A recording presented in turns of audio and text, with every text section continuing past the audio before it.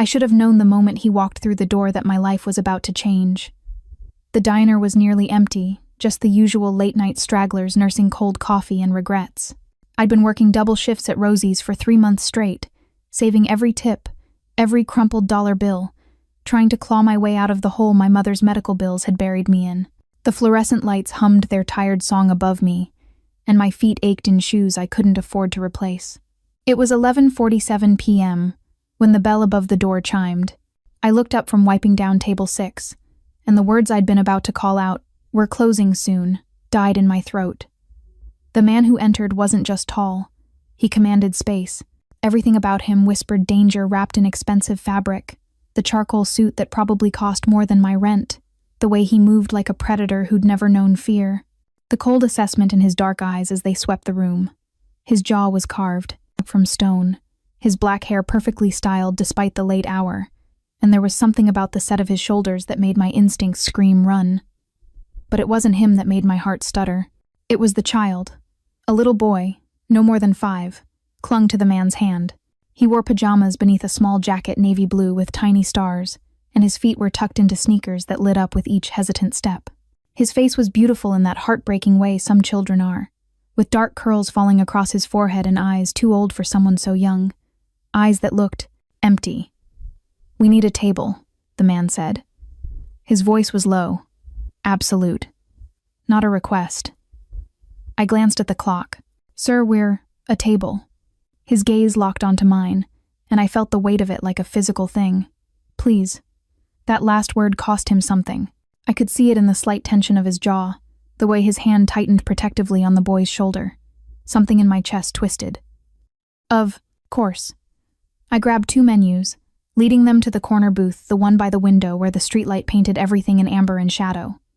"Can I get you something to drink?" The man sat, gently guiding the boy to slide in beside him. The child moved mechanically, like a doll being positioned. He stared at the table, unblinking. Water.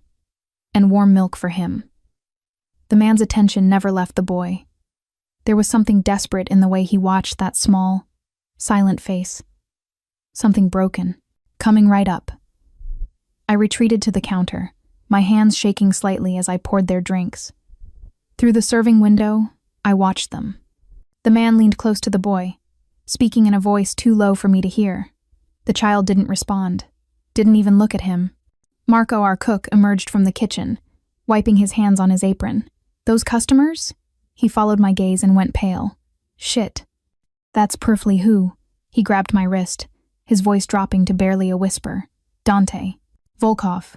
You don't know that name?" I shook my head. "Jesus, Sarah. Where have you been living? He runs half this city. The Volkov family there."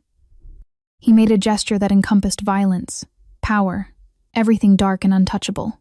"You don't want to get mixed up with them." My stomach dropped. I looked back at the booth, at the man Dante who sat with such rigid control, at the boy who seemed carved from silence. "I'm just serving them coffee, Marco." "Yeah, well, be careful." I carried the drinks over on a tray, my pulse hammering. Up close, Dante Volkov was even more devastating, sharp cheekbones, a mouth that could have been sensual if it weren't set in such a hard line, and a scar that traced his left eyebrow, pale against olive skin. "Here you go." I set the water before him, and the warm milk in front of the boy, whose small hands remained folded in his lap. "Are you hungry?" "We have Harson eat much." Dante's jaw clenched. He doesn't do much of anything, anymore. The pain in those words was visceral. I should have walked away, taken their order, kept my head down, survived my shift, but the boy's stillness haunted me the way he sat there like he'd forgotten how to be a child. Without thinking, I slid into the booth across from them. Dante's eyes snapped to mine, dangerous. What's his name?" I asked softly. A pause. "Alexei." "Hi, Alexei." I smiled, though the boy didn't look at me. "I'm Sarah." Dante leaned back slightly, watching me with an expression I couldn't read. Warning, maybe. Or curiosity. He won't respond. He hasn't spoken in 2 years. My heart cracked. "What happened?" "That," Dante said quietly, "is not your concern." But the rawness in his voice told me everything. This man, this dangerous, powerful man, was drowning. and the child beside him was slipping further away every day. I don't know what possessed me.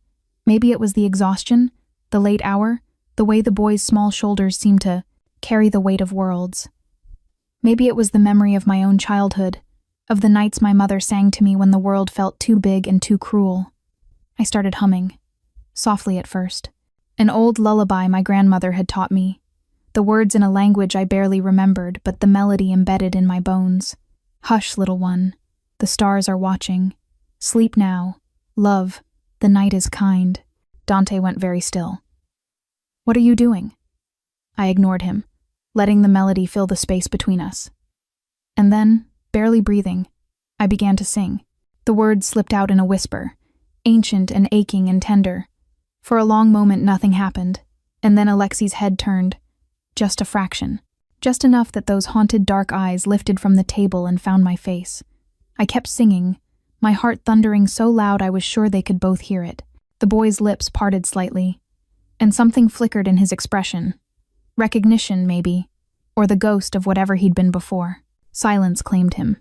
When I finished, the diner felt impossibly quiet. Alexi's small hand moved, reaching out to touch the table between us. His fingers traced invisible patterns, and then so softly I almost missed it. He hummed.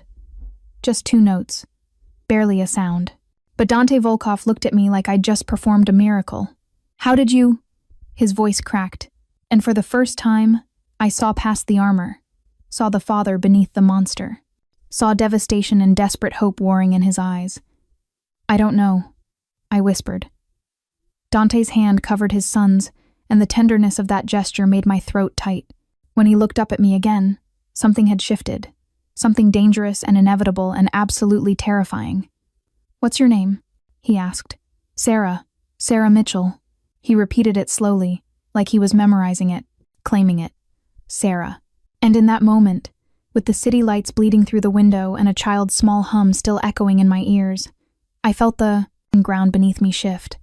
I didn't know it yet, but I'd just stepped into a world I could never escape. Dante Volkov stood, pulling out a wallet that probably held more cash than I made in 6 months. He placed $500 bills on the table. I need you to come work for me, he said, not asking, never asking. My pulse stuttered. What? My son needs you.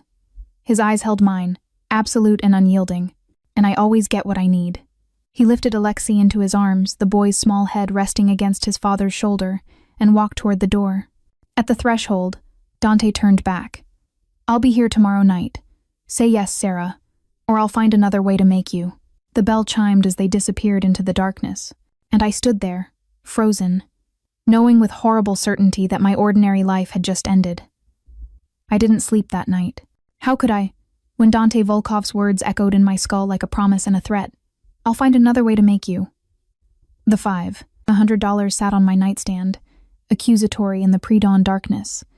I'd tried to leave it at the diner, but Marco had shoved it back into my hands with terrified eyes. Don't be stupid, Sarah. You don't refuse money from the Volkovs. You don't refuse them anything. Now, as weak sunlight filtered through my apartment's cracked window, I stared at those bills and thought about my mother, about the stack of medical statements that kept growing, the collectors who called daily, the way her voice had sounded small and defeated the last time we spoke. I'm so sorry, baby. I never meant to be such a burden. She wasn't a burden. She was everything. And I was drowning trying to save her. The money on my nightstand could cover this month's minimum payment, maybe even next month's too. I pressed my palms against my eyes, hating myself for even considering it. Working for a mafia boss because that's what Dante Volkov was. No matter how beautiful his son's eyes had been was insane. Dangerous. The kind of decision that got people killed in this city. But Alexei's face wouldn't leave me alone. That broken little boy who hadn't spoken in 2 years, who'd hummed those 2 fragile notes like he was remembering how to be human. What kind of trauma steals a child's voice? What had he witnessed in Dante's world of violence and power? My phone buzzed. Unknown number. My hands shook as I answered. Hello? Sarah Mitchell. That voice dark velvet wrapped around steel. Dante.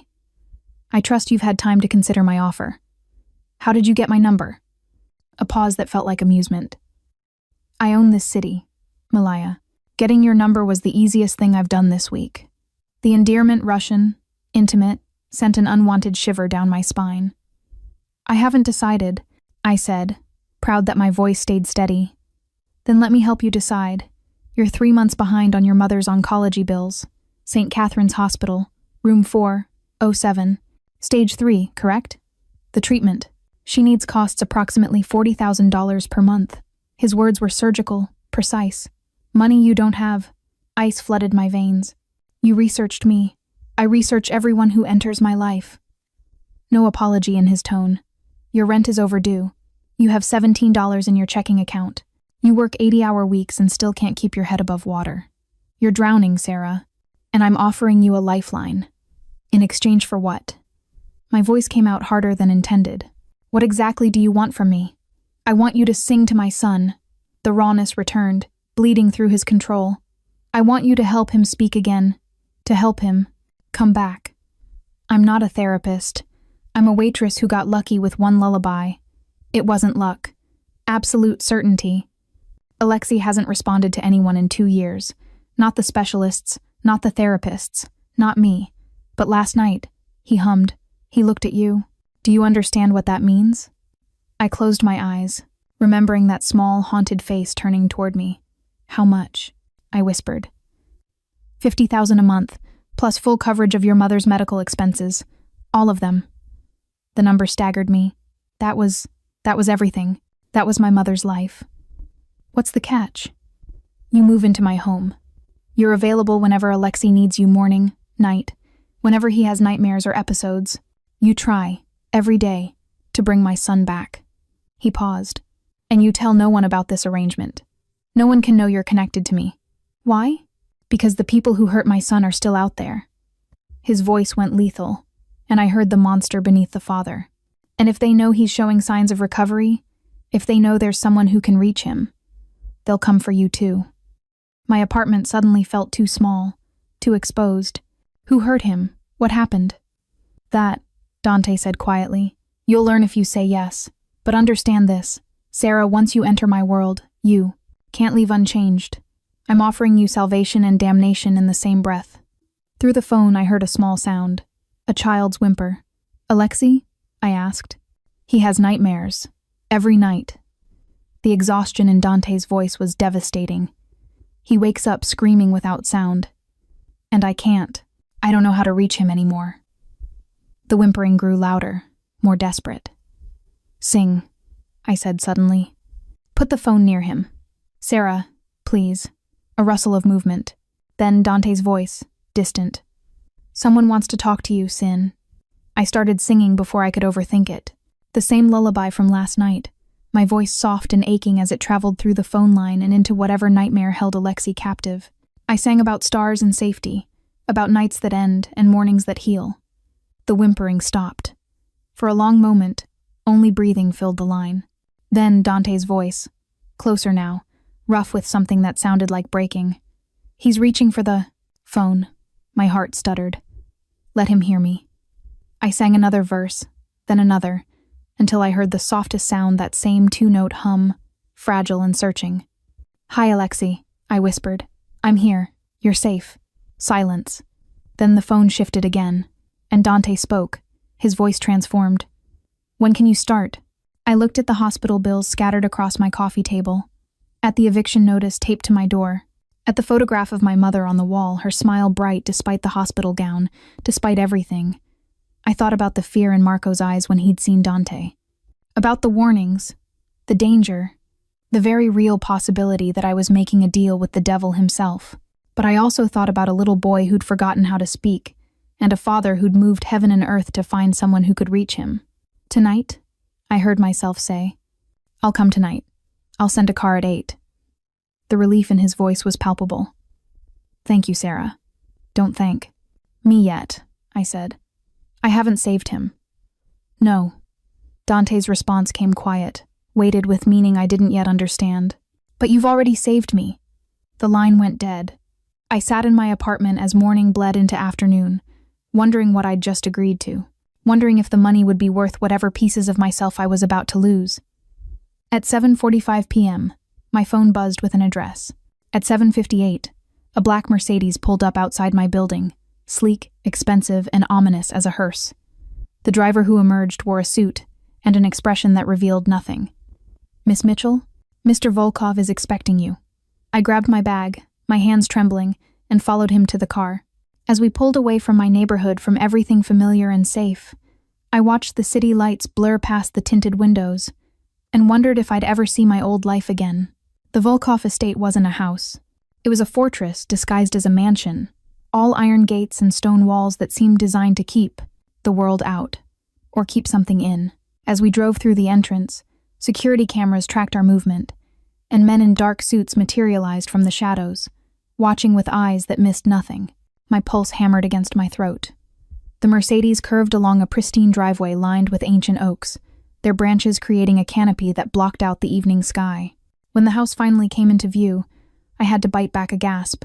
It was massive, 3 stories of old-world architecture and modern menace, with floor-to-ceiling windows that glowed like amber eyes in the darkness.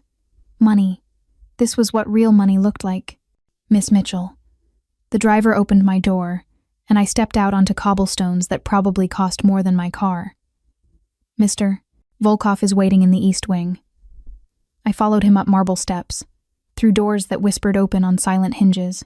The foyer stole my breath, vaulted ceilings, a chandelier that dripped crystal light, floors so polished I could see my reflection. Paintings that looked museum quality lined the walls, and everything smelled like leather and expensive cologne and something darker. Gunpowder, maybe. Or blood. "Stop it," I told myself. "You're being paranoid." But my instincts screamed otherwise.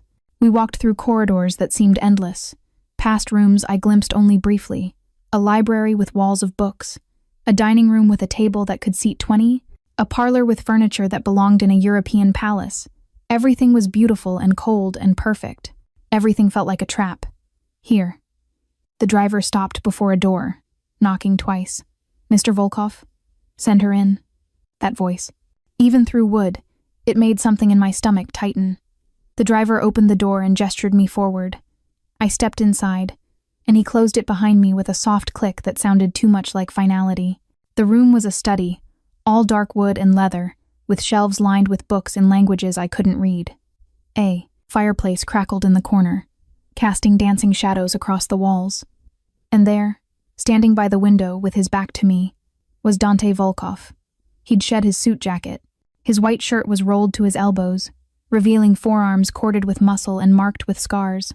His hand held a glass of amber liquid, and he stood so still he could have been carved from stone. "You came," he said without turning. "You didn't leave me much choice." "There's always a choice, Sarah." He turned then, and the firelight painted his face in sharp relief, all angles and shadows and brutal beauty. "You could have run, disappeared. People do it every day in this city.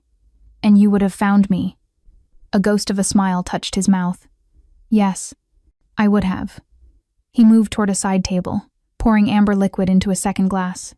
"Scotch? It's 30 years old. Probably wasted on anyone who doesn't appreciate the finer points of suffering. I don't drink on the job." "Smart." He took a slow sip, his dark eyes never leaving mine. "But you're not on the job yet. Right now, you're a woman who just agreed to enter a world she doesn't understand. I'd say that deserves a drink." I took the glass he offered, our fingers brushing.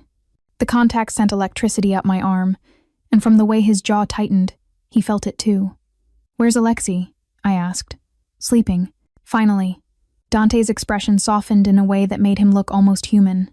"The lullaby you sang over the phone." He listened to it 3 times before he'd close his eyes. Something in my chest ached. "You recorded it?" "I record everything that helps him." He moved to the fireplace, staring into the flames. "Do you know what it's like, watching your child disappear, seeing the light go out of their eyes and being powerless to stop it?" The rawness in his voice made me take a step closer. "What happened to him, Dante?"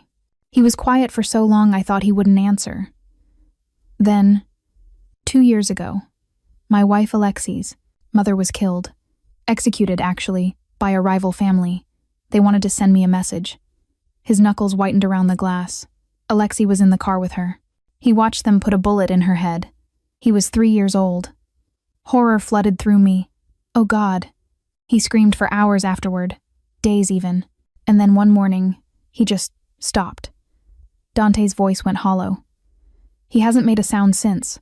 The doctors say it's trauma-induced mutism, that his mind shut down to protect itself. But I see it differently. How? He turned to face me, and the pain in his eyes was staggering. I think he's trapped in that moment, in the car, with his mother's blood on his hands, watching the monsters drive away. And I think he'll stay there until someone can reach him. And you think that someone is me? I know it is. He crossed to me in 3 strides, and suddenly he was too close, his presence overwhelming.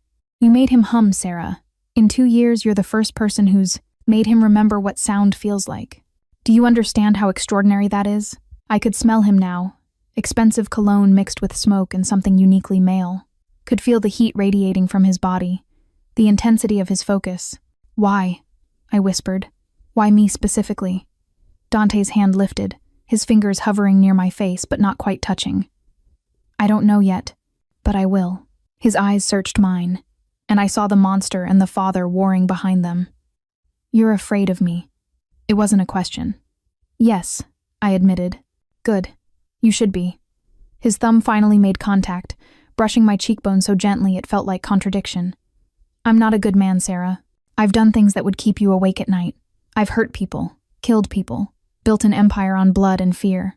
But my son, his voice cracked. My son is the only pure thing left in my life, and I will do anything to bring him back. The weight of that promise settled over me like a shroud. Your room is upstairs, 3rd door on the left, he said, stepping back and breaking the spell.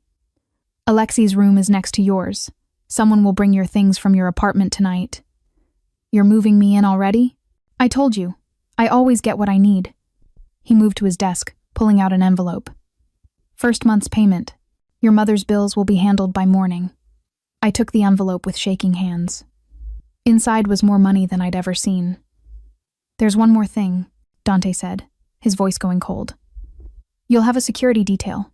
2 men, always nearby. You don't leave this property without my permission. You don't speak to anyone about what you see here.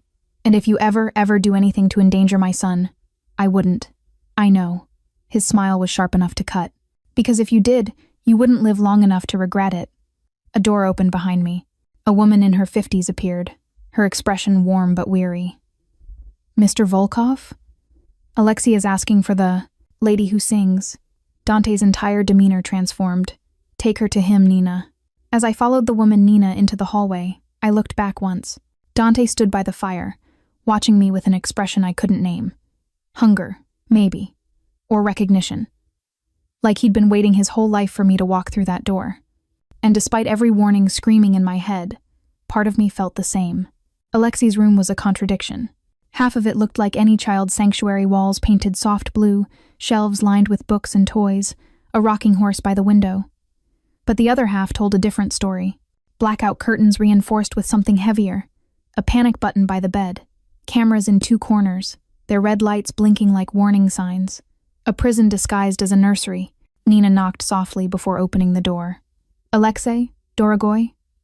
The singing lady is here. The little boy sat in the center of his bed, surrounded by pillows like a fortress. He wore different pajamas, now green with dinosaurs, and his dark curls were mussed from sleep. Those enormous eyes found mine immediately, and something flickered in their depths. Recognition. Hi, Alexei, I said softly, staying near the doorway. Remember me? From the diner? He stared, unblinking. His small hands gripped a stuffed wolf, its fur worn from countless nights of holding on. Nina touched my arm gently. He woke from a nightmare 20 minutes ago. Usually he can't settle again, but tonight he kept pointing at Mr. Volkov's phone. Her eyes were kind but tired. I'll be right outside if you need anything. Then she left, and I was alone with the silent child. I moved slowly, like approaching a wounded animal. The bed was oversized for someone so small, making Alexei look even more fragile. I sat on the edge, keeping distance between us. Bad dreams are the worst, aren't they? I kept my voice gentle. I used to have them too when I was little. My mom would sit with me just like this. Alexei's fingers tightened on the wolf. This is a beautiful room, I continued, letting words fill the silence he couldn't. I love dinosaurs too. Do you have a favorite? I pointed to the T-Rex on his pajamas. This guy looks pretty fierce. Nothing.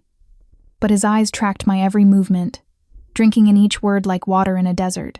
I started humming not the lullaby yet, just a simple melody, something light and wandering, like thoughts before sleep. Alexei's shoulders lowered incrementally, the tension bleeding out. "You know what I think?" I said quietly. "I think you have a lot to say. A whole world of words locked up inside, and maybe they're scared to come out because of what happened. Maybe they think if they stay hidden, the bad things can't find them again." His eyes widened slightly. "But here's a secret, Alexei." I leaned closer, conspiratorial. "Words aren't weak. They're the strongest magic we have. They can build worlds, fight monsters, tell people we love them. Your words are still in there, waiting. And when you're ready, not when anyone else says, but when you decide they'll come back." For a long moment, he just stared. Then, slowly, he extended his hand. My breath caught. His small palm opened, offering me the stuffed wolf. "For me?" I whispered, the tiniest nod. I took the wolf carefully, like it was made of glass and wishes. The fur was soft against my fingers, and I could feel the weight of trust in the gesture. This was his comfort, his shield, and he was sharing it. "Thank you," I said, my throat tight. "I'll keep him safe." "What's his name?" Alexei's mouth opened slightly. No sound emerged, but I saw his lips form a word. "Mishka. Mishka," I repeated, and his eyes lit up. "That's a perfect name for a brave wolf." I handed Mishka back, and Alexei clutched him close. But something had shifted. The walls around him had thinned, just a fraction. "Want to hear the lullaby?" I asked. He nodded, then surprised me by scooting over, making room. I slid closer until I was sitting against his headboard, and he curled into my side like he'd done it 100 times before. His small body was warm, his breath evening out as I began to sing. The words came easier now, flowing like a river finding its course. I sang about stars keeping watch, about brave children who survived the dark, about mornings that always come. My hand found his hair, fingers threading through soft curls the way my mother used to do for me. Halfway through the second verse, I felt it. Alexei was humming, barely audible, just a whisper of sound against my ribcage, but real. His small voice joining mine in tentative harmony. Tears burned my eyes, but I kept singing, kept the melody steady and safe, giving him space to find his way. When the lullaby ended, I started another, then another, until his breathing deepened and his weight grew heavy against me, asleep. I sat there in the dim light, afraid to move and shatter whatever fragile thing we'd built. The cameras blinked in the corners, watching, recording this moment for Dante, probably. The door opened soundlessly. Dante stood in the threshold, and the expression on his face stopped my heart. Raw devastation and hope warred across his features as he took in the scene his son, sleeping peacefully against a stranger, something like contentment softening that small face. He crossed to us in silence, moving with surprising grace for someone so large. Up close, I could see the exhaustion carved into his features, the shadow of stubble along his jaw, the way his hands shook slightly before he clenched them into fists. "He's humming," Dante whispered, his voice fractured. I heard him. On the monitor, I heard. His words broke off, and I watched this dangerous man struggle against emotion too big to contain. "He let me hold him," I said softly. He shared Mishka. Dante's eyes snapped to mine, and the intensity there made my breath catch. "Do you understand what you've done? In 3 hours, you've reached him more than anyone has in 2 years." I just sang no. He crouched beside the bed, his face level with mine. "You gave him permission to heal, to remember that the world can be safe again." His hand lifted, hovering near where mine rested in Alexei's hair. "You're a miracle, Sarah Mitchell, and I'm starting to think I should be more afraid of you than you are of me." "Why?" His thumb brushed my knuckles, the touch electric. "Because people who can perform miracles are always the most dangerous. They make you believe in things you thought were dead." The air between us thickened, charged with something I didn't want to name. This close, I could see gold flecks in his dark eyes, could feel the heat of him, could smell smoke and expensive fabric and something wild underneath. "I should put him in his own bed," I whispered. "Let me." Dante gathered Alexei with a gentleness that contradicted everything I knew about him. The boy stirred but didn't wake as his father, carried him to the pillows, tucking blankets around his small form with practiced care. He pressed a kiss to Alexei's forehead, lingering there like he was absorbing proof his son still lived. When Dante straightened, his eyes found mine across the dim room. "Stay," he said. Not an order, a plea. "Please, in case he wakes again." "Dante, there's a chair. You don't have to." He gestured vaguely, and I realized this formidable man was afraid. Afraid I'd leave, afraid the magic would break, afraid morning would reveal this had all been a dream. "Okay," I heard myself say. "I'll stay." Relief flooded his features. He moved to the door, then paused. "Sarah, thank you for giving me my son back, even for a moment." Then he was gone, and I was alone with the sleeping child and the weight of what I'd just promised. I settled into the chair by Alexei's bed, watching his chest rise and fall in peaceful rhythm. Outside the window, the Volkov estate sprawled in darkness, beautiful and dangerous and impossible to escape. And somewhere in its depths, Dante Volkov watched monitors and believed in miracles. I closed my eyes, wondering what I'd become by the time I finally left this place, if I ever left at all. I woke to sunlight streaming through unfamiliar windows and a small hand patting my face. My eyes flew open. Alexei stood beside the chair, so close I could count his eyelashes. He tilted his head, studying me with those ancient eyes, then pressed something into my palm. A toy car, red, with tiny wheels that actually turned. "Good morning," I whispered, my voice rough from sleep. Every muscle ached from the night spent curled in the chair. "Is this for me?" He nodded, solemn as a judge. "It's perfect." I turned the car over in my hands, feeling the weight of another offering. "Thank you, Alexei." His lips curved, not quite a smile, but close. So heartbreakingly close. The door opened, and Nina entered with a breakfast tray. "Oh good, you're awake." Mr. Volkov asked that you join him for breakfast once you're ready. Her eyes were knowing, almost pitying. "He's in the sunroom. I'll stay with Alexei." I stood, my body protesting, and followed her directions through the mansion's labyrinth. Morning light transformed everything, the corridors less menacing, the artwork almost warm.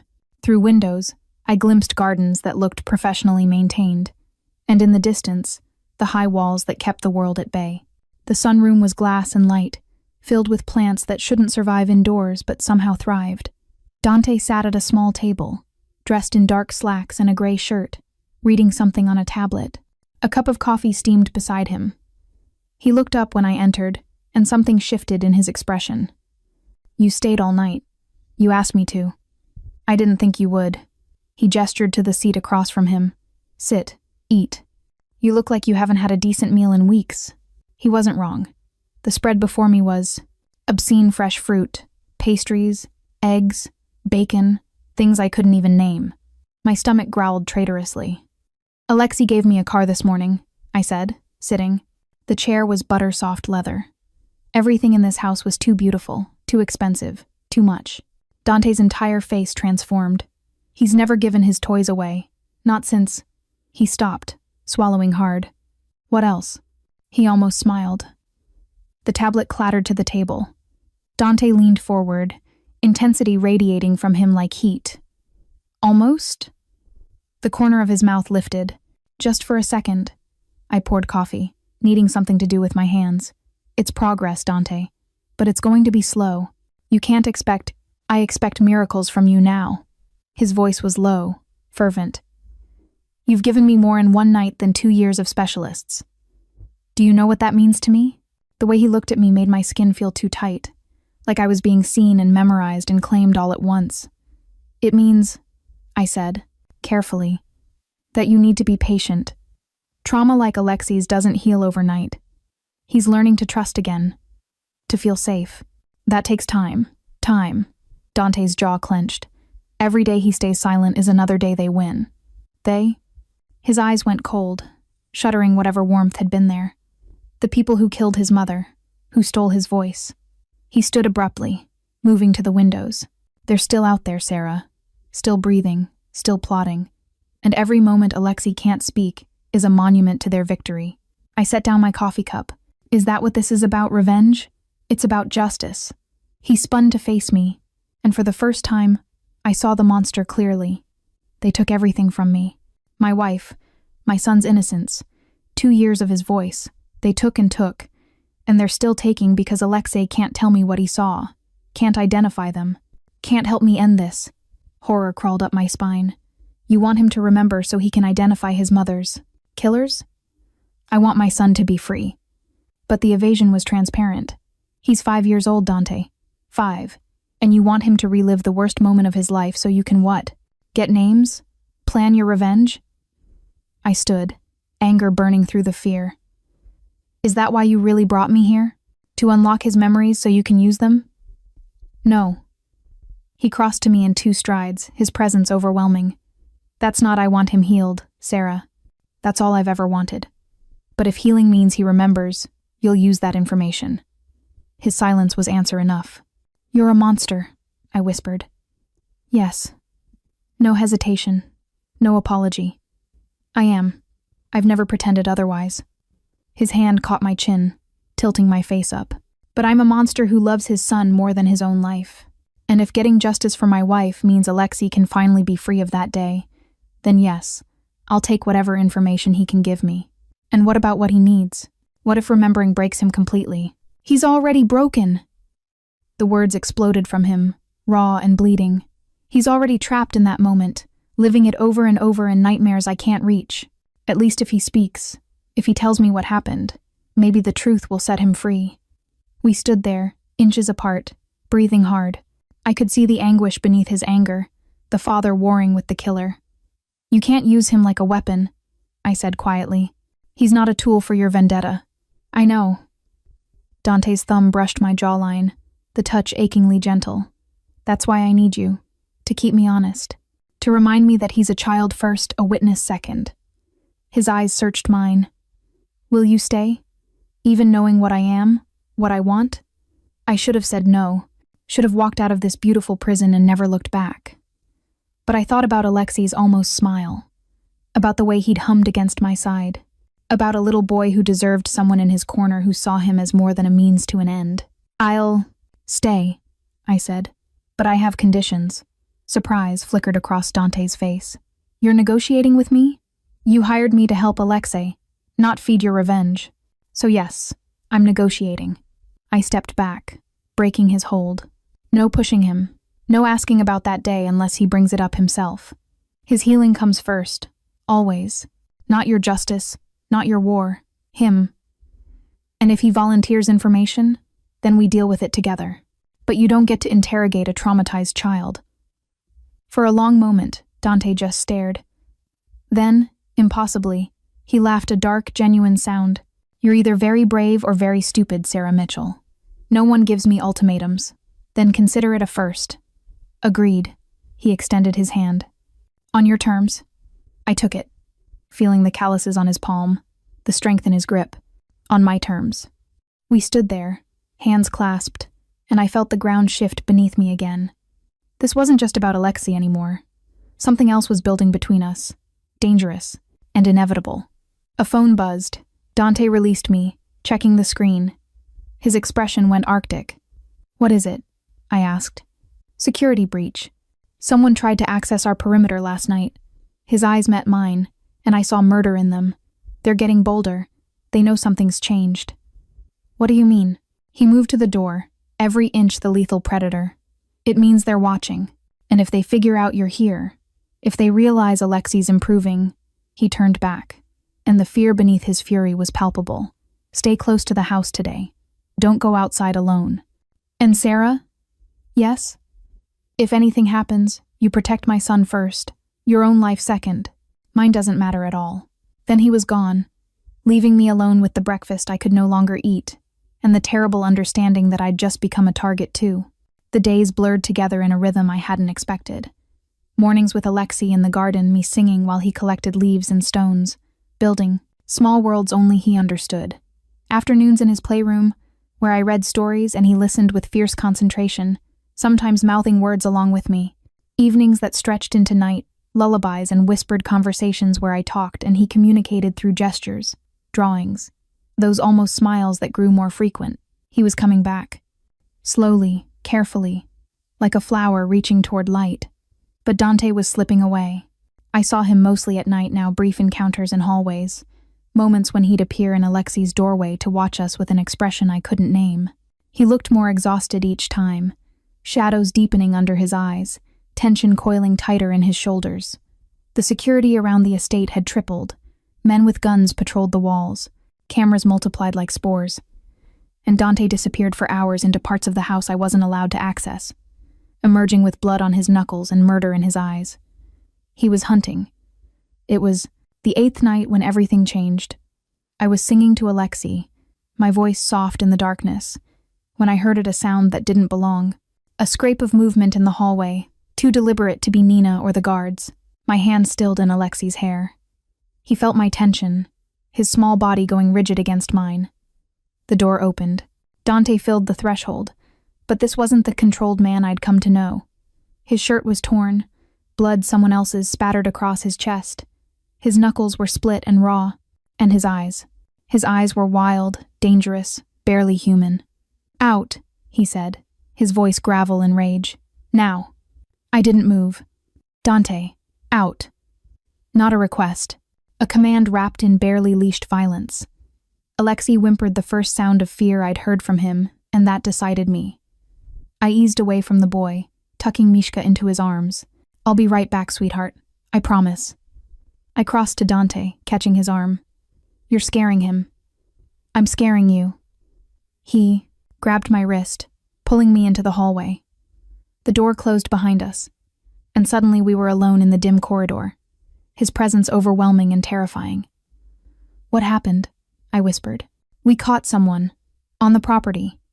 His grip tightened, not quite painful but close. "He was watching the house. Had photos, Sarah, of you, with Alexei in the garden." Ice flooded my veins. "What?" "They know about you now. Know you're helping him." Dante's other hand slammed against the wall beside my head, caging me. "I told you to stay close. I told you the danger. I was in the garden, with 4 guards. It wasn't enough." The words exploded from him, and I saw it then, the fear beneath the fury. They had a rifle scope. 1 shot, and I would have lost both of you. My breath caught. "Where is he now?" "The man?" Dante's smile was terrible. "Being persuaded to tell me who sent him. You're torturing him. I'm getting answers. No remorse, no hesitation. And when I have them, I'll kill him. Just like I'll kill everyone who threatens my son. Everyone who threatens you." The way he said that last part, raw and possessive, made something in my stomach twist. "I didn't sign up for this," I said, hating how my voice shook. "For being a target, for watching you become a monster." He leaned closer, and I could smell blood and smoke and fury on him. "I told you what I was, Sarah. I warned you, but you stayed anyway. Why?" "For Alexei, liar." His thumb pressed against my racing pulse. "You stayed because you see something in me that shouldn't exist. Something you think you can save." "I don't. You do." His forehead dropped to mine, and the intimacy of it stole my breath. "You look at me like I'm still human.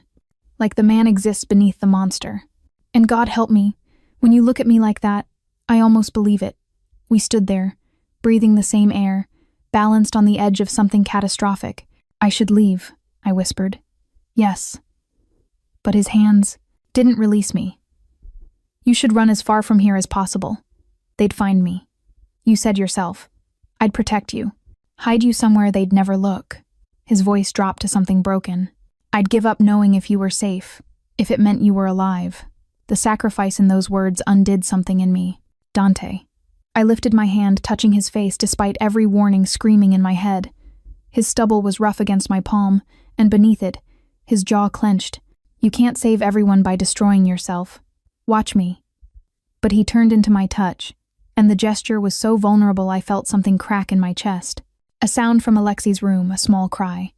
We both moved instinctively, breaking apart.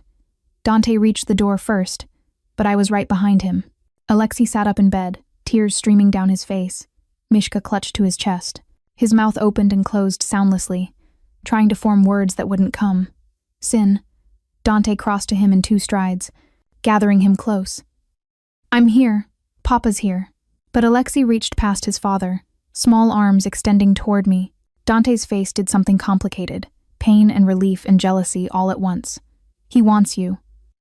I climbed onto the bed, and Alexei immediately transferred to my lap, his small body shaking. I started humming, rocking him gently, feeling Dante's eyes on us. "Sing," Dante said quietly. "Please." So I did. The lullaby poured out of me while Alexei buried his face in my neck and Dante sat beside us, his hand resting on his son's back. We were a strange trinity, the broken child, the monster father, the woman who'd stumbled into their darkness. Halfway through the second verse, I felt it. Alexei was crying, actually crying, not the silent tears I'd seen before, but small hiccuping sobs that came with sound. Broken, aching sounds that meant his voice was fighting its way back. Dante heard it too. His hand covered his mouth, and I saw moisture in his eyes, this man who killed without remorse, breaking at the sound of his son's grief. "That's it, baby," I whispered to Alexei. "Let it out. All of it." The sobs continued for long minutes, purging 2 years of trapped anguish. When they finally subsided, Alexei lifted his head. His eyes were red and swollen, but something had shifted. Something had loosened. His mouth opened. Air moved across his vocal cords, and in a voice rusty from disuse, barely more than a whisper, he spoke, "Mama." The world stopped. Dante made a sound I'd never heard before, animal and human, and completely shattered.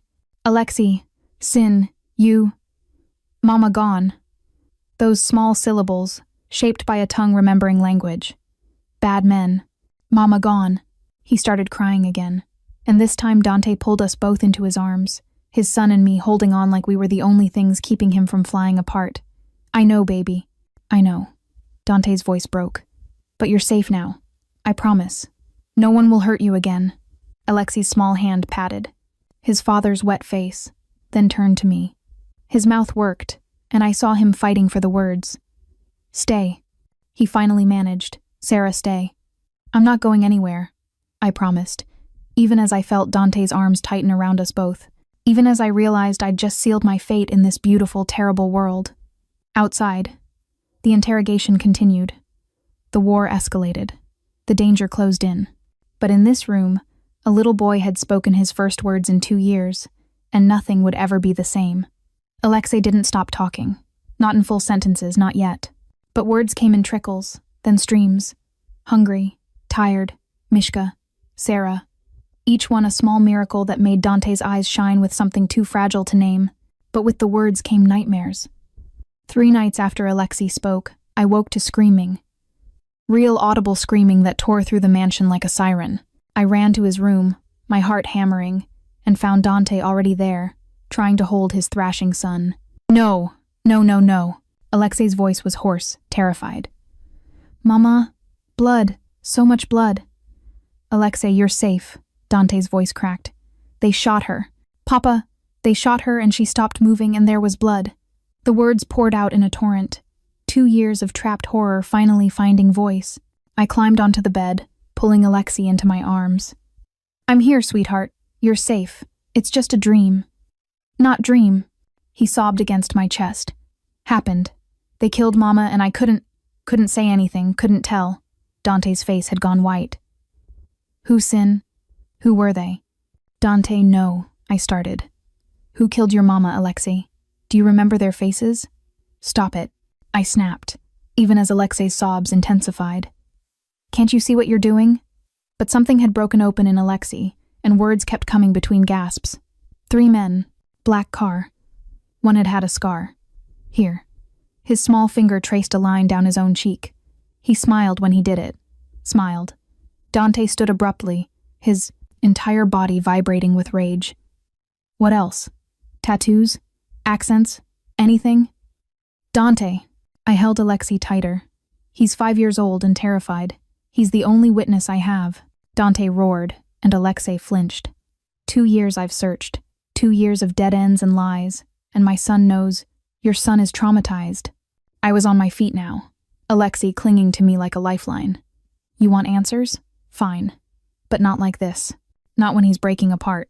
Something in Dante's expression shifted realization and horror warring with desperate need. He reached for Alexei, but the boy turned his face into my shoulder. "Papa scary," Alexei whispered. I watched those 3 words destroy Dante Volkov more completely than any bullet could. He stepped back, his hands shaking. "I'm sorry. Sin, I'm so sorry. His voice fractured. I need to make them pay. I need to finish this. Not at his expense. I gentled my tone, seeing the father beneath the fury. Get the information, Dante. But do it the right way. Let him heal first. Let him feel safe enough to tell you when he's ready. Dante's jaw clenched. For a moment I thought he'd argue, demand, command. Instead, he nodded once and walked out. The door closed with terrible finality. I spent the rest of the night with Alexei, singing until my voice went hoarse, holding him until his small body finally relaxed into exhausted sleep. But I couldn't stop thinking about Dante's face, the way he'd looked at his son like a man drowning. At dawn, I found him. He was in a room I hadn't seen before, a study different from the others, austere and cold. Maps covered the walls, pins and strings connecting locations. Photos of men with X's marked through their faces. A war room. Dante sat at the desk, a glass of whiskey in his hand, staring at nothing. You should be with Alexei, he said without looking up. Nina's with him. I closed the door behind me. We need to talk. There's nothing to say. I'm a monster who scared his own son. I think that speaks for itself. I crossed to him, taking the glass from his hand and setting it aside. You're a father who's been in pain for 2 years, who watched his wife murdered and his son disappear into silence. You're not a monster, Dante. You're human. And humans break. He finally looked at me, and the devastation in his eyes stole my breath. I promised to protect them, both of them, and I failed. Katya died because of me, because of this life. And Alexei, his voice caught. He's afraid of me, Sarah. My own son flinched from my touch. Because you were frightening in that moment, not because of who you are. I knelt before him, forcing him to meet my eyes. Alexei loves you. He says Papa a dozen times a day. He watches the door waiting for you. But right now, he's remembering the worst day of his life, and you demanded he relive it for information. I know. He leaned forward, elbows on knees, and I'd never seen him look so defeated. I know, and I hate myself for it. But Sarah, those men are still out there. Every day they breathe is another day they could come back, could finish what they started. So you find them another way. Investigation. Evidence. Whatever it is you do. My hands covered his. But you don't sacrifice your son's healing for revenge. It's not revenge. His fingers laced through mine, gripping tight. It's survival. As long as they're alive, my family isn't safe. You aren't safe. The way he included me in that my family made something warm and terrifying bloom in my chest. Then we be smart, I said. We let Alexei heal at his own pace. And when he's ready, when he feels safe enough, he'll tell you everything. But on his terms. Dante studied me for a long moment. How did you get so wise? I'm not wise. I know what it's like to lose everything, to watch someone you love suffer and feel powerless. I thought of my mother, of hospital rooms and impossible choices. But I also know that love real. Love means putting the other person first, even when it costs you everything. His hand lifted, cupping my face with a tenderness that contradicted everything I knew about him. You're too good for this world, Sarah Mitchell. Too good for me. Maybe. I leaned into his touch despite myself. But I'm here anyway. Why? The question was raw, genuine. You could leave, take the money, disappear. You don't owe us anything. I owe Alexei the chance to be a child again. My thumb traced the scar on his knuckle. And I owe you. I don't know. The truth, maybe. What truth? I took a breath, feeling the ground shift beneath me again. That when I look at you, I don't just see the monster. I see the man who reads his son bedtime stories in Russian, who keeps Katya's picture by his bed, who breaks apart when Alexei cries because he feels too much, not too little. My voice dropped. I see someone worth saving, even if you don't think you are. Dante's forehead touched mine, and we stayed. There, breathing the same air, balanced on the precipice of something neither of us could name. I'm falling for you, he whispered, and it terrifies me more than any enemy ever has. My heart stopped, started, raced. Dante, I know it's wrong. I know I have no right to feel this when my wife's killers still breathe, when my son needs me whole. But Sarah, you walk into a room and everything dark in me wants to be light. You touch me and I remember what it feels like to be human. I should have pulled away, should have established boundaries, remembered my role. Instead, I kissed him. It was soft at first, a question more than an answer. But then his hand threaded into my hair and the kiss deepened, became something desperate and aching and inevitable. He tasted like whiskey and grief and hope, and I poured 2 months of tension and fear and growing feelings into the connection between us. When we finally broke apart, both breathing hard, reality crashed back. "This is insane," I whispered. "Yes." His thumb traced my swollen lips. "Probably going to get us both killed. Definitely complicated. Impossibly." But he kissed me again, softer this time. "Stay anyway, please." Before I could answer, the door burst open. One of Dante's men, Victor, I thought his name was, stood there, his face grim. "Boss, we have a problem." Dante was on his feet instantly, the monster sliding back into place. "What?" "The man we interrogated? Before he died, he talked. The Morozov family sent him." Victor's eyes flicked to me nervously. "And they know about her, about what she means to you and the boy." The temperature in the room dropped 10 degrees. "How much do they know?" Dante's voice was lethal calm. "Everything, sir. They've been watching for weeks." Dante turned to me, and the fear in his eyes was absolute. "Get Alexei. Pack bags. We're moving you both to the safe house within the hour." "Dante, what?" "They're coming, Sarah." He gripped my shoulders. "And when they want it, do. I need you and my son far away from here." "What about you?" His smile was sharp as broken glass. "I'm going to war." The safe house was a lie. Not in location, it was real enough. Tucked in the mountains 2 hours from the city, surrounded by forest and guards. But the word safe felt like mockery when I could hear gunfire echoing in my memories, when every shadow made me reach for Alexei, when Dante's absence carved a hole in my chest I hadn't known existed. We'd been here 4 days. 4 days of Alexei asking, "Papa coming?" in his small, newly returned voice. 4 days of me lying, saying, "Soon, sweetheart," while my phone stayed silent. 4 days of watching the news and seeing nothing, which somehow felt worse than seeing everything.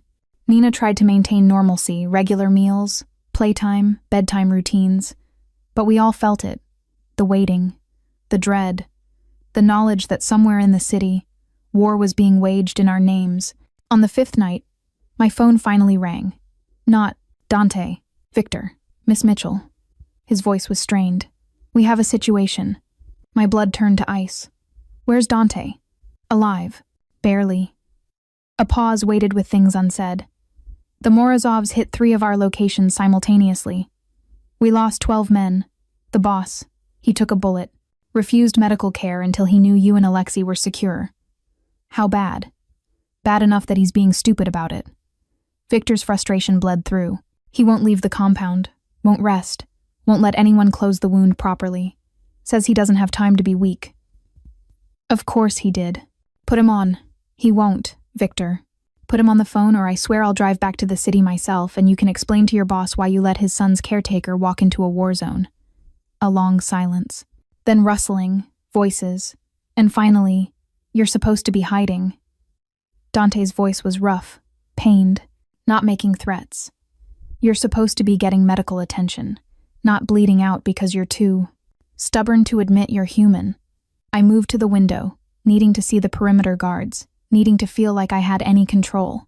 "Victor says you took a bullet." "It's nothing."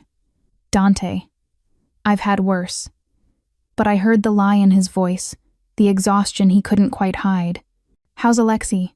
Asking for you constantly, worried, like his father is being an idiot and refusing help while enemies circle." I softened my tone. "Please, get medical care. Let someone stitch you up properly." "Can't. The Morozovs know I'm wounded. They're watching the hospitals, the private doctors. If I show weakness now, they'll strike again. Harder." "Then you're just going to bleed?" "If that's what it takes to keep you safe." The absoluteness in those words terrified me. "Sarah, listen to me. The situation here is deteriorating. They're escalating faster than I anticipated. I need you to be ready to move again if..." Gunfire erupted in the background. Close. Too close. "Dante." My heart stopped. "I have to go. Stay inside. Trust no one but Victor." His breathing was labored now. "Sarah, if something happens, don't you dare." Tears burned my eyes. "Don't you dare say goodbye to me. If something happens," he continued, his voice fierce. There's a box in your room. Red, locked. The key is taped under Alexi's bed. Inside is everything you need: money, passports, instructions. You take my son and you run. You hear me? You don't look back. You don't try to help. You just run. I'm not leaving you. You will if I tell you to. The command in his voice was absolute. Promise me, Sarah. Promise me that Alexi's life comes first. Always. More gunfire, shouting, the sound of breaking glass. Dante! I was screaming now, unable to stop myself. Promise me. I promise. The words tore from my throat. I promise. Just please don't die. Please. The line went dead. I stood there, phone pressed to my ear, listening to silence and feeling my world fracture.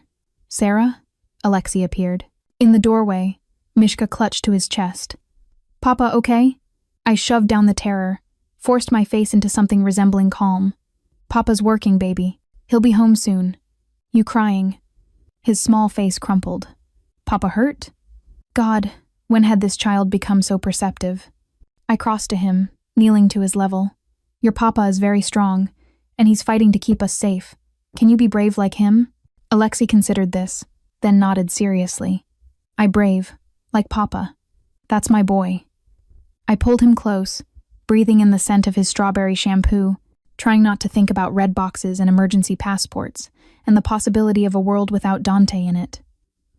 We'd just settled into bed, Alexei insisting on sleeping in my room when I heard it. A sound that didn't belong. A scrape of movement outside the window. Every instinct screamed danger. I grabbed Alexei, my hand over his mouth to keep him quiet, and moved us into the closet.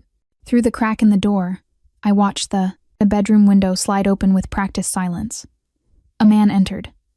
Black clothes, gloves, a gun with a silencer. Not one of our guards. My heart hammered so loud I was sure he could hear it. Alexei trembled against me, his small fingers digging into my arms, and I prayed he wouldn't make a sound. The intruder moved through the room systematically, checking the bed, the bathroom, moving closer to the closet with every step. I felt under Alexei's bed earlier. I knew where the key was. My fingers found it now, taped exactly where Dante said. I closed my fist around it, metal biting into my palm. The closet door flew open. The man's eyes found us immediately. His gun rose, and Alexei screamed, not wordless terror, actual words, loud and clear and devastating. Don't hurt Sarah. Don't hurt Sarah. The distraction cost the intruder half a second. It was enough. Victor crashed through the bedroom door, weapon drawn. 2 shots precise, lethal. The intruder dropped. More guards flooded in, securing the room, checking for additional threats. Victor grabbed my arm, pulling us from the closet. How many? I gasped. Just him. He cut the perimeter feed. We didn't see him approach. Victor's face was grim. Miss Mitchell, this location is compromised. We need to move, now. Where? There's a secondary safe house, more remote. He looked at Alexei, who was sobbing silently into my shoulder. But I need to be honest with you. With the boss injured and the Morozovs escalating, nowhere is truly safe anymore. I thought about the red box, about Dante's instructions to run. Take us to him, I said. Miss Mitchell, the boss specifically said. I don't care what he said. I hitched Alexei higher on my hip. That man is bleeding and refusing help because he's trying to protect us. But we're not safe anywhere without him. So you're going to take us back to the city, to wherever Dante is, and we're going to face this together. That's insane. The compound is under siege. Then we'll be under siege together. I met Victor's eyes, letting him see my certainty. I'm not running, Victor. Not anymore. That's not what family does. Something shifted in Victor's expression. Respect, maybe, or recognition. He nodded once. The boss is going to kill me for this. Only if he survives long enough to try. 20 minutes later, we were in an armored SUV, racing through mountain roads toward the city. Toward danger. Toward Dante. Alexei had gone quiet, his small hand clutching mine. When he spoke, his voice was small but clear. We save Papa? I kissed his forehead, my heart breaking and mending simultaneously. Yes, baby. We save Papa. Even if it killed us all. The city lights appeared on the horizon like a distant war zone, and I knew, with terrible certainty, that everything was about to change. The Volkov compound looked like a battlefield. Bullet holes scarred the elegant facade. Windows were shattered, their glass glittering like ice across the courtyard. Armed men patrolled with weapons drawn, their faces haggard and alert. Smoke still rose from what had been the East Wing. Jesus, Victor muttered, pulling up to the entrance. It's worse than I thought. Alexei pressed against me, his small body trembling. Papa here? Yes, sweetheart. I hoped I wasn't lying. Papa's here. Victor led us through corridors that felt apocalyptic, overturned furniture, bloodstains on marble floors, the acrid smell of gunpowder. Men nodded at Victor as we passed, their eyes widening when they saw me and Alexei. Boss doesn't know you're coming, one of them said. He's gonna lose his mind. That's his problem. I kept moving, following Victor deeper into the compound. We found Dante in the war room. He stood at the table, leaning heavily on his hands, studying maps with an intensity that bordered on manic. His shirt was torn and blood-soaked, fresh blood, not dried. A makeshift bandage wrapped his shoulder, already seeping red. His face was pale, drawn, and when he shifted weight, I saw him wince. Boss, Victor said carefully. You have visitors. Dante looked up. For one moment, his expression was unguarded, relief and horror and fury all at once. Then the mask slammed back into place. What the hell are you doing here? His voice was lethal quiet. I gave explicit orders. Papa! Alexei wriggled from my arms, running to his father. Dante caught him reflexively, then groaned as the movement tore at his wound. But he held his son close, his face pressing into those dark curls, breathing like he'd been drowning, and Alexei was air. Sin, my sin. His voice cracked. You're supposed to be safe. We weren't safe. I moved closer, taking in the extent of his injuries. The bandage was soaked through. His breathing was shallow. The safe house was compromised. They sent someone. Dante's eyes snapped to Victor. Is he dead?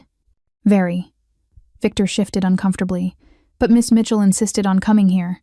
I tried to stop her. Leave us. Dante's command was absolute. Victor and the other men filed out. The door closed, leaving us in heavy silence broken only by Alexei's soft breathing. You should have run, Dante said finally. Like I told you. And go where? They found us in the mountains, Dante. They'll find us anywhere. I approached slowly, like nearing a wounded animal. Besides, I made a different promise. To myself. What promise? That I wouldn't let you die alone because you're too stubborn to ask for help. His laugh was bitter. I'm not dying. You're bleeding through your bandage and you can barely stand. I reached for him, but he stepped back a movement that cost him, judging by the way he paled. Dante, please, let me help. I don't need... Papa hurt, Alexei said, his small voice cutting through the tension. Sarah fix? Those 3 words accomplished what my arguments couldn't. Dante's shoulders sagged in defeat. Fine. He moved to the leather couch against the wall, sitting heavily. But make it quick. The Morozovs will regroup and strike again within hours. I settled Alexei in a chair with Mishka and one of Dante's tablets cued to cartoons. Then I found the first aid supplies. Of course there were supplies in the war room, and returned to Dante. Shirt off, I said. His eyes met mine, and something dangerous flickered there. Careful, Malaya. I might think you have ulterior motives. Just shut up and let me work. I helped him ease the shirt off, trying not to react to what I saw. His torso was a map of violence, old scars layered over muscle, new bruises blooming purple and black, and the gunshot wound in his shoulder, angry and deep, still seeping blood. It needs stitches, I said quietly. Real stitches, from a doctor. No doctors. Do what you can. My hands shook as I cleaned the wound, feeling him tense under my touch. This is going to hurt. Everything hurts.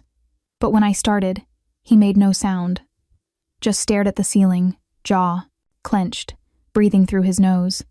Why won't you go to a hospital? I asked, threading the needle I'd found in the supplies. You could have proper care. Because hospitals have records. Because the Morozovs own half the medical staff in this city. Because the moment I show weakness, they'll come for everyone I love. His eyes found mine, and I love too much now. Too many people to protect. The confession hung between us, raw and bleeding. Is this because of me? I whispered. Because I came into your life? No. His hand caught mine, stilling my work. This is because of me. Because I'm a Volkov. Because I chose this life. Because violence follows my bloodline like a curse. You and Alexei, you're the only good things I've ever had. And they're trying to take you because that's how this world works. It destroys anything beautiful. I resumed stitching, each pull of thread careful and precise. Then maybe it's time to leave this world. I can't. The Volkovs don't retire. Sarah. We die or we disappear, and disappearing just means dying slower. Then die slower. I tied off the last stitch, covering the wound with fresh bandage. Take Alexei and disappear. Give him a chance at a normal life. And you? His hand cupped my face, thumb tracing my cheekbone. Where would you be in this fantasy? I leaned into his touch, feeling tears threaten. Wherever you need me. I need you everywhere. He pulled me closer, until I was standing between his legs, his forehead resting against my stomach. I need you in the morning when I wake up. I need you at night when the nightmares come.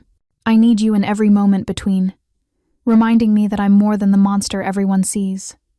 My fingers threaded through his hair, feeling him shake. Dante, I'm in love with you.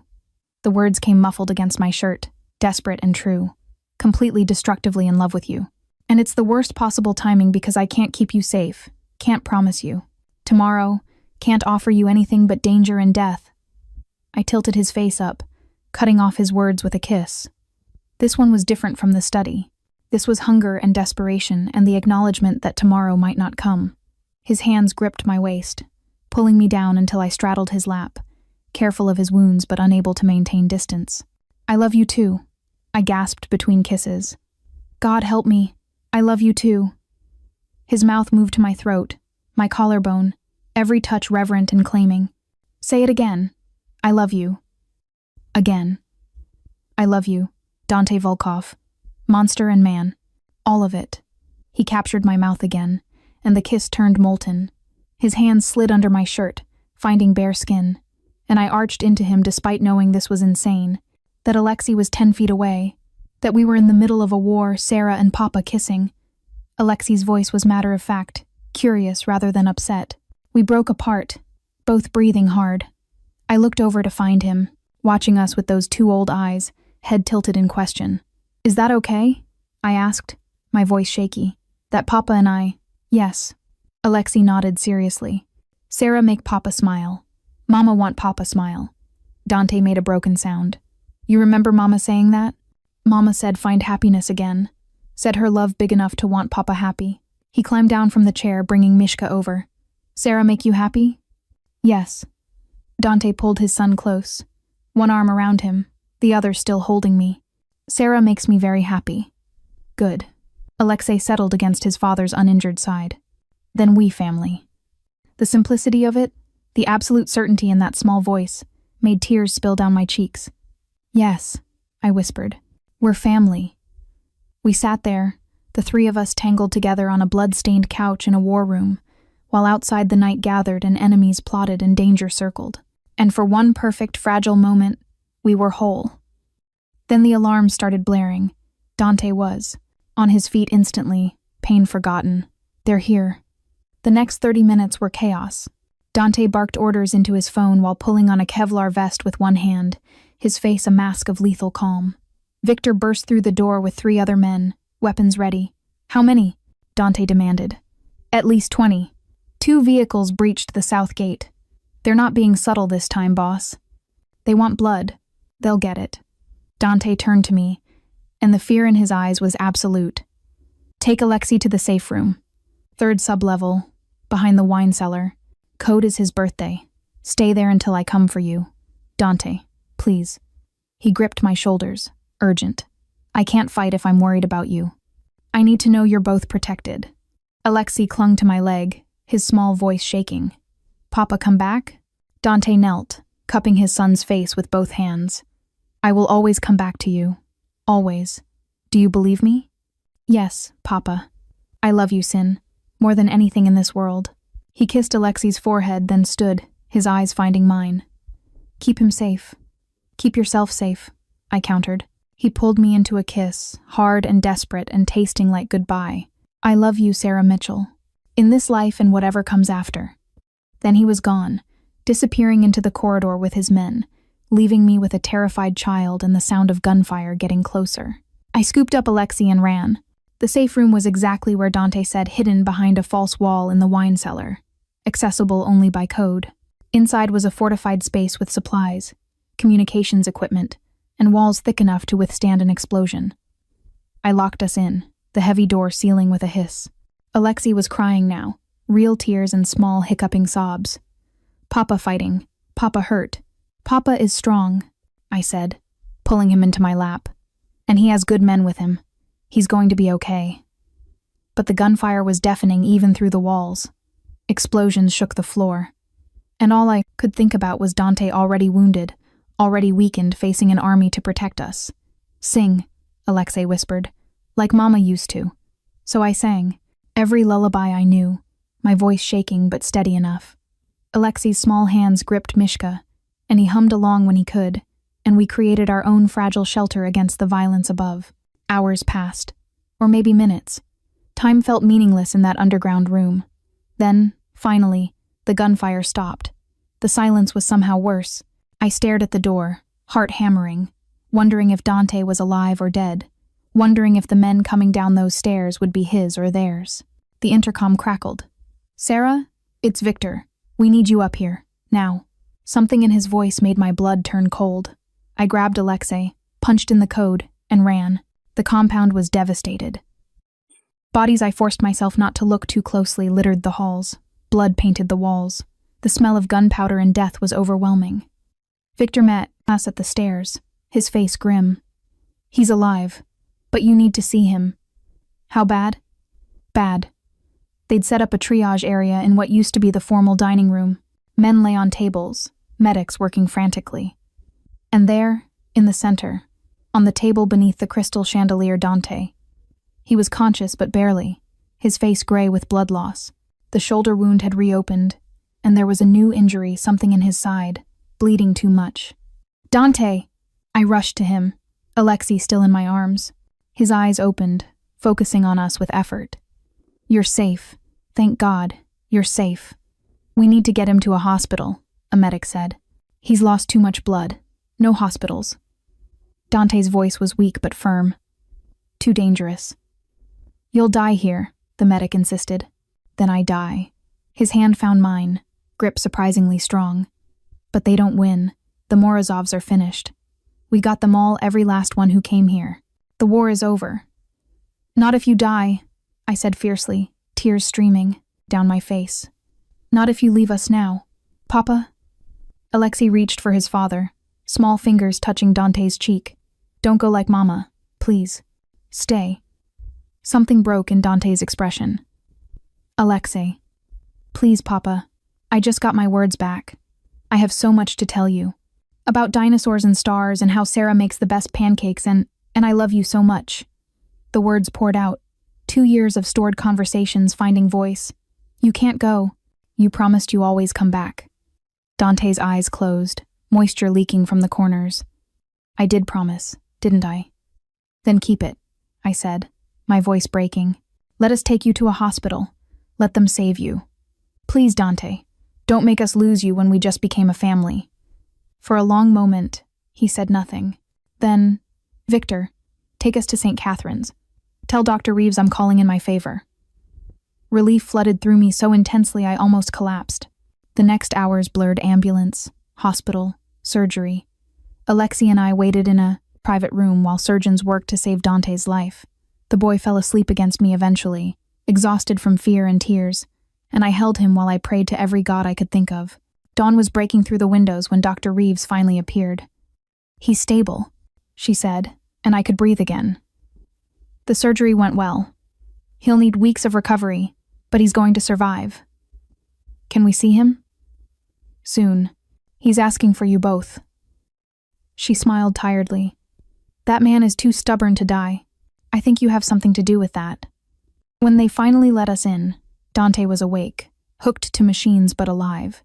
His eyes found us immediately, and the relief in them was palpable. Papa! Alexei climbed carefully onto the bed, mindful of tubes and wires. Hey, Sin. Dante's voice was rough but warm. Sorry I scared you.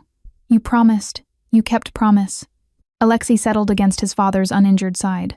We go home now? Soon. Dante's eyes found mine over his son's head.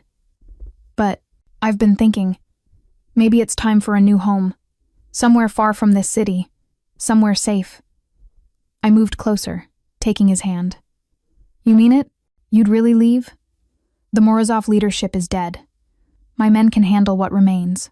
And I've realized something while bleeding out on my dining room table. His thumb traced my knuckles. Nothing, no empire, no revenge, no legacy matters more than the two of you. So yes, we leave. We find someplace quiet where Alexei can be a normal kid, where you can sing without fear, where I can learn to be something other than a monster. You were never just a monster, I said softly. You were always a father, always a man capable of love, because of you. He pulled me closer, and we formed a triangle Alexei between us, Dante's hand in mine, our foreheads nearly touching. You saved my son. You saved me. Now let me save us. Let me give us the life we deserve. Yes, I whispered. Yes to all of it. 3 months later, we stood on a beach in Croatia. Alexei ran along the shore, laughing as waves chased his feet. His voice carried on the wind, telling elaborate stories about the shells he collected, about the fish he saw, about everything his beautiful mind could imagine. Dante stood beside me, his arm around my waist, his face peaceful in a way I'd never seen. The scars remained physical and emotional, but they were healing. We all were. Happy? He asked. I leaned into him, watching our boy play in the surf. Incredibly. Marry me. I turned to stare at him. What? He smiled, that rare, genuine smile that transformed his entire face. Marry me, Sarah. Make this real. Make us official. I know it's fast. I know it's complicated. But I don't want to waste another moment not calling you my wife. Yes. I didn't hesitate. Yes. Absolutely yes. He kissed me as the sun set over the Adriatic, as Alexei's laughter filled the air, as our future stretched before us uncertain but hopeful, scarred but whole. We'd survived the darkness. Now we got to live in the light.